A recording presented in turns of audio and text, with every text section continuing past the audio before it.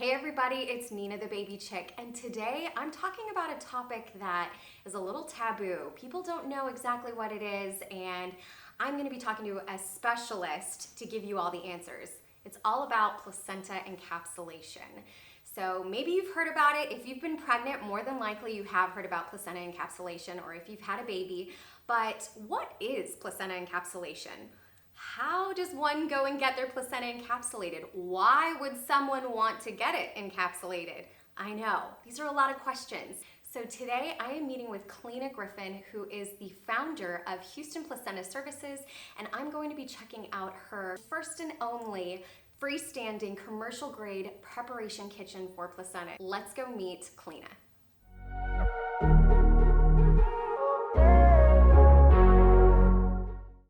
Thank you so much for inviting us into your kitchen. Hi Nina, you're very welcome. I'm so glad you made the trip. I'm excited. Absolutely. All right, so we have a couple of questions for you because I think that this whole placenta encapsulation thing, it kind of throws people off. So first, can you tell us, what is placenta encapsulation? Sure thing.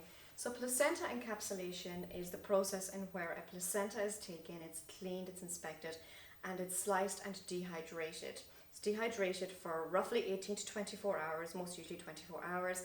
And then after that 24 hours, it is ground up into a fine powder, almost like a really fine coffee powder. It's then put into capsules and then passed back to the mother, and the mother ingests them in order to rebalance herself after the birthing experience. Okay, so I know I've heard that there are different methods when it comes to preparing a placenta. Can you tell us what those are? Sure. There's two methods of preparing a placenta. There is the raw method and the traditional method. The raw method is whereby the placenta, as with both methods, the placenta is taken, it's cleaned, it's inspected, and it's sliced really thinly and dehydrated and ground straight from dehydration. The traditional method is whereby the placenta again is taken, it's cleaned and inspected, but it's steamed. And it's steamed in the steaming water. You have lemon, ginger, and jalapeno, and it is believed through the basic Chinese belief that when we reincorporate these elements back into the placenta through the steaming method, it rebalances the mother. It gives her a grounding, a detoxifying, and a balancing effect. So the beauty of my training and my experience is I'm trained and experienced to offer both methods.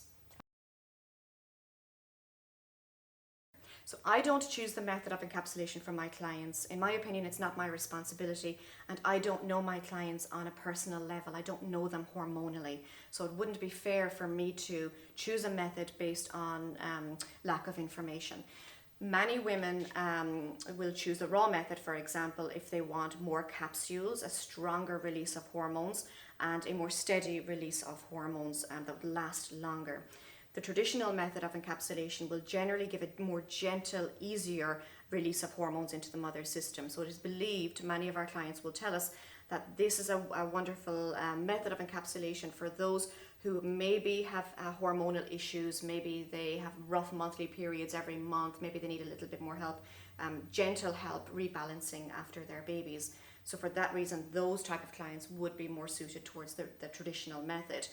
But no, when a client fills in my contract, they will choose. Now, it is it's such a tricky choice for them to make because a lot of these clients are coming first time and they know nothing about placenta encapsulation. So this is one of the most popular questions I get asked: which method suits me best? And I will tell them exactly like I told you. I will ask them questions hormonally. How are you month to month? How are you with your last pregnancy, if there was one? What are your concerns coming up in your postpartum? And then I give them the information and let them decide. Yes, so when a person comes to me and says, I'd really love to become a placenta encapsulation specialist, what should I do? Of course, my first piece of advice is find a really good training organization that will help you from the ground up. It's really important. We're handling organs, we're handling bloodborne pathogens, we're handling blood specimens. You know, it's really important that we know how we're processing, and not only for us but for our clients. And so proper handling is vital. When a person comes to me and says, I want to get trained, or what should I start doing, Education. I mean, there's so many people and they don't have training out there, but they're phenomenal at what they do. So when I decided to become a placenta encapsulation specialist, I had never touched a placenta. Not once. I had never touched placenta. I am a professionally trained chef, however. Many moons ago, I used to run restaurants, and it probably sounds a little bit crazy, but butchery and fishmongery were my favorite things to do when I was a chef. And I loved working with meats. I loved working with all of that. So I'm not a procrastinator by any stretch of the imagination. However, I did decide when I was going to get trained, I wanted to survey all the training organizations out there. So I took a year. It sounds crazy, but I actually took one full year of investigating, looking up, learning, talking to fellow birth workers about their organizations. And I finally settled on APPA, the Association of Placenta Preparation Arts.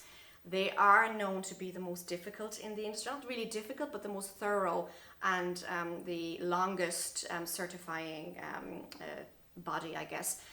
The average person, I think, takes about 8 months to a year to do their full certification.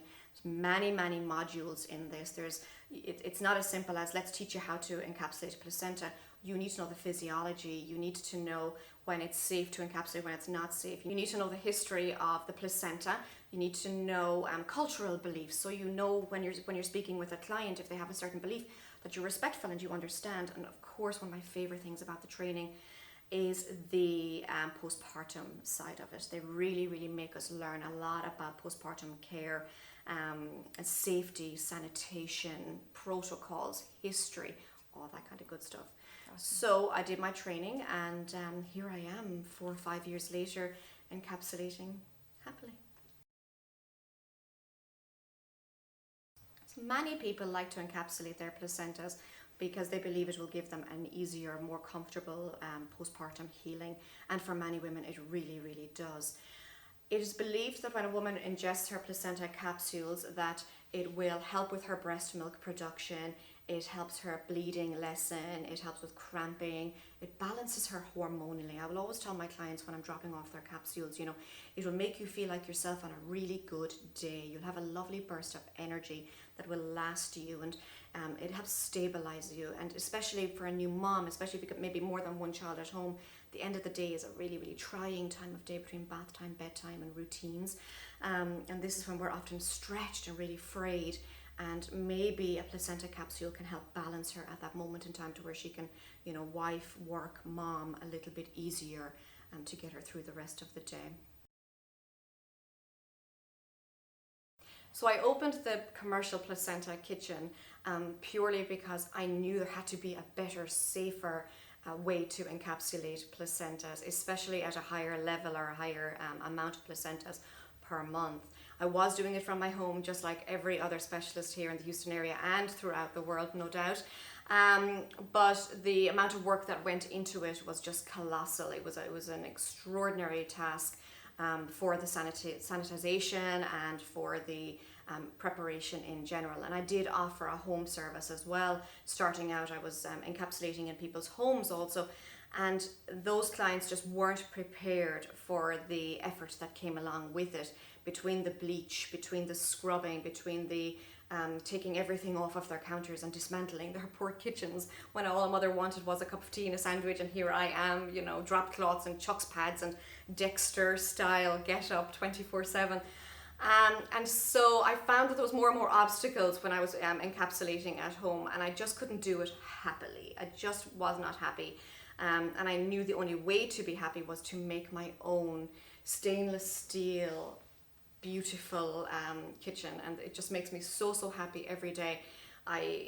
Just coming in and knowing everything is so hygienic, so sterile, just puts me at peace of mind, and my clients absolutely adore it. Not just my clients, but my care providers are loving it too.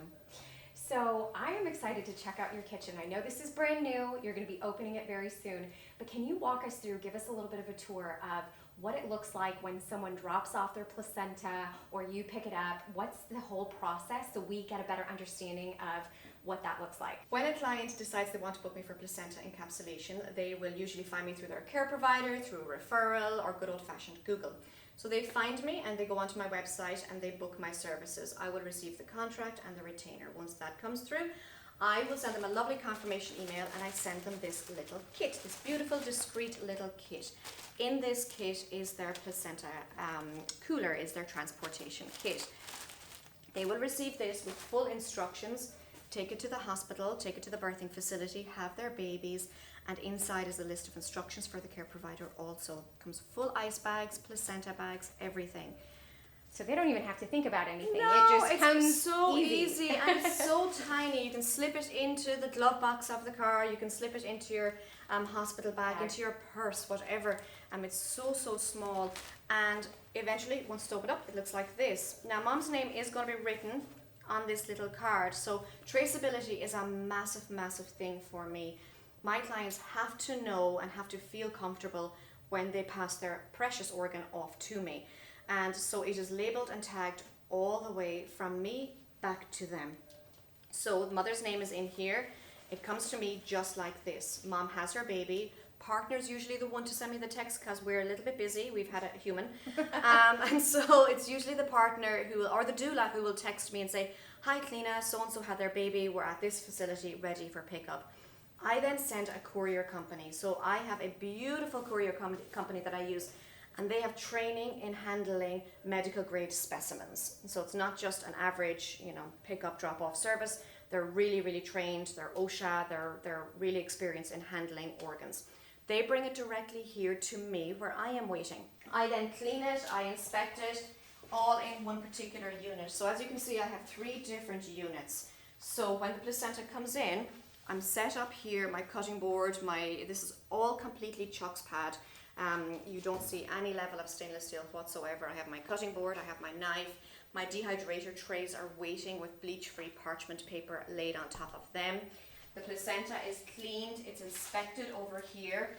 Everything is brought carefully on a Chuck's pad back over here where it's sliced, put into the dehydrator.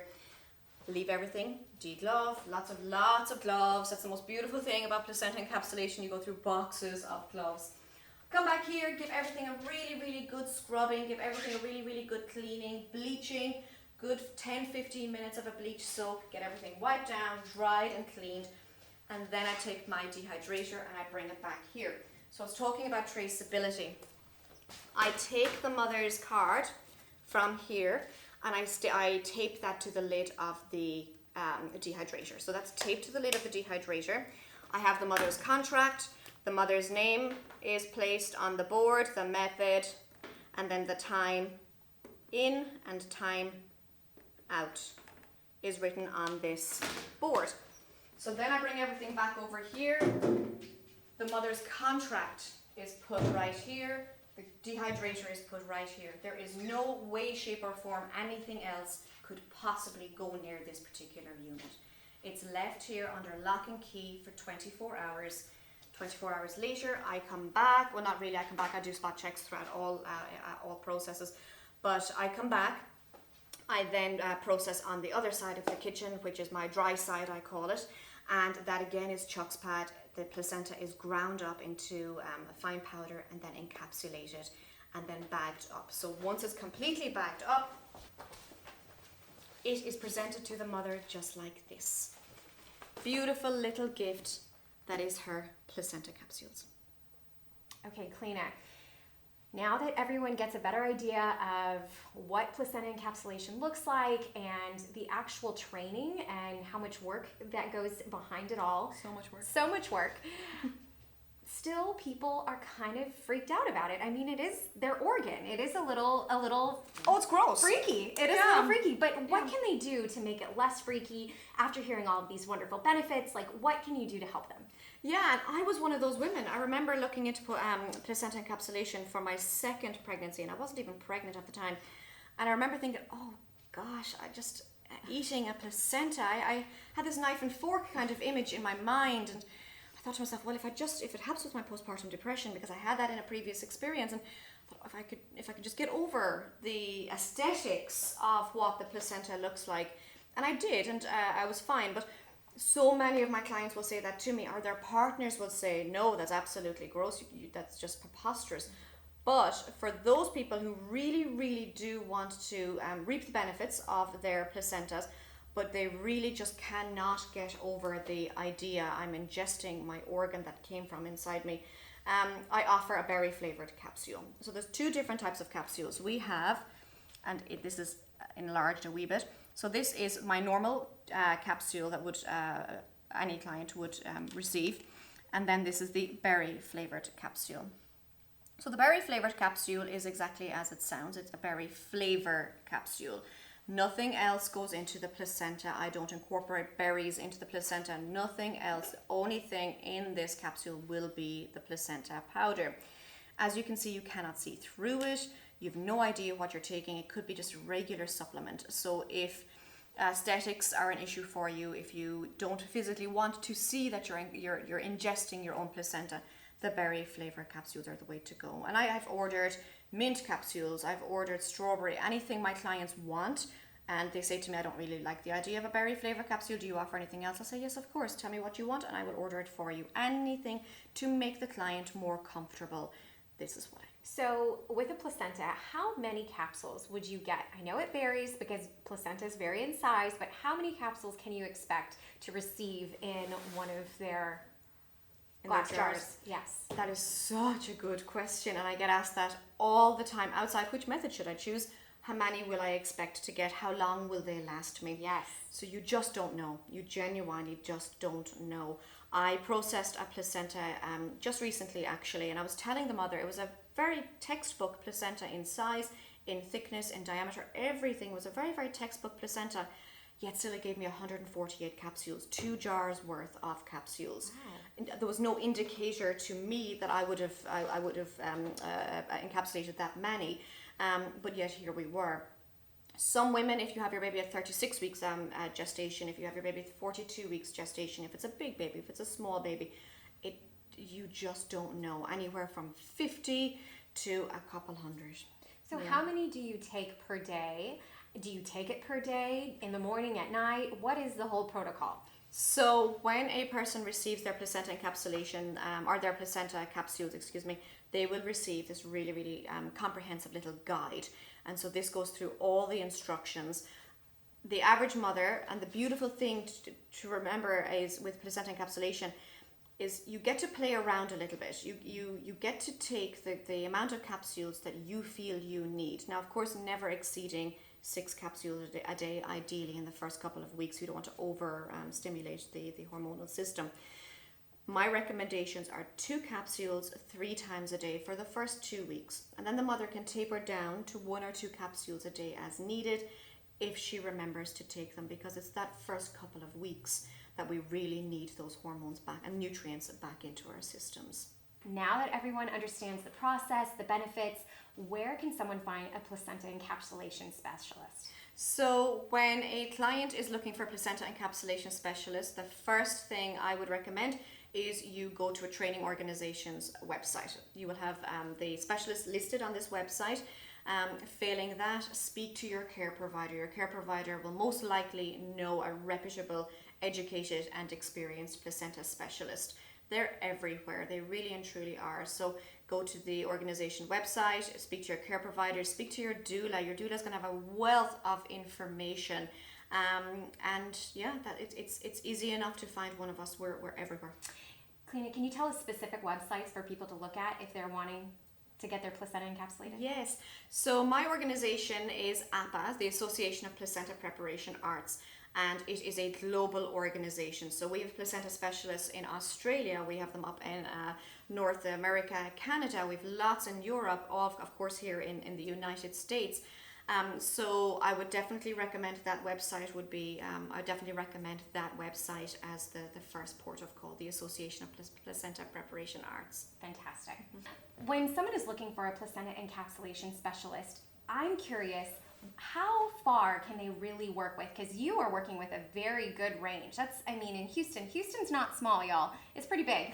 So if someone, yes, wanted to work with you in New York or even just Oklahoma, a little bit closer, I understand you have to keep it not hydrated. You have to keep it Iced. cool. You have to keep it on ice. So what is really the radius that someone can work with, a person? So there are laws prohibiting organs crossing state lines. So you need to know your local laws. I have never received a placenta from another state, but I have definitely received a placenta from 2-3 hours away.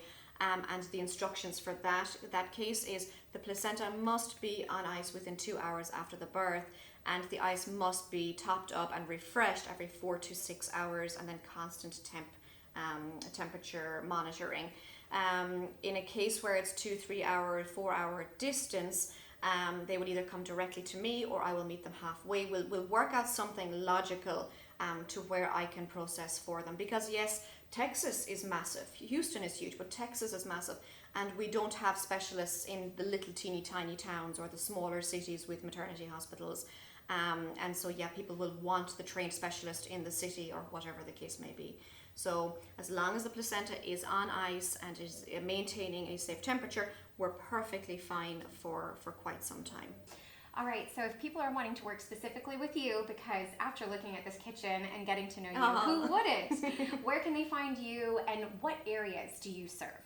So I serve the entire Houston area. I can be picking up placentas in North Houston as high as Conroe, Montgomery, and I can wind up in Katy in West Texas, or I could be as far down as Pearland and Sugarland over to Galveston, and then back to Kingwood, as well as the major Houston city. So I work all over. This is my business. I serve the entire Houston area. To find out more about my services, to view the kitchen online yourselves, to investigate my certifications, you can go to HoustonPlacentaServices.com. All right, guys, this has been really, really informative. I have to say, when I gave birth to my son, I got my placenta encapsulated. I really recommend it. I am so glad I came to Houston's first freestanding placenta preparation kitchen. This is really impressive for you to take it to the next level. I so appreciate as a mother and as a birth worker. So I hope you found this video just as informational as I did, you all. If you have any questions for us, please let us know. We'll get back to you in the comments as soon as possible. But Cliodhna, thank you so much for your time. This was fantastic. Thank you. I've really enjoyed having you. Come back anytime. Fantastic. See you guys later.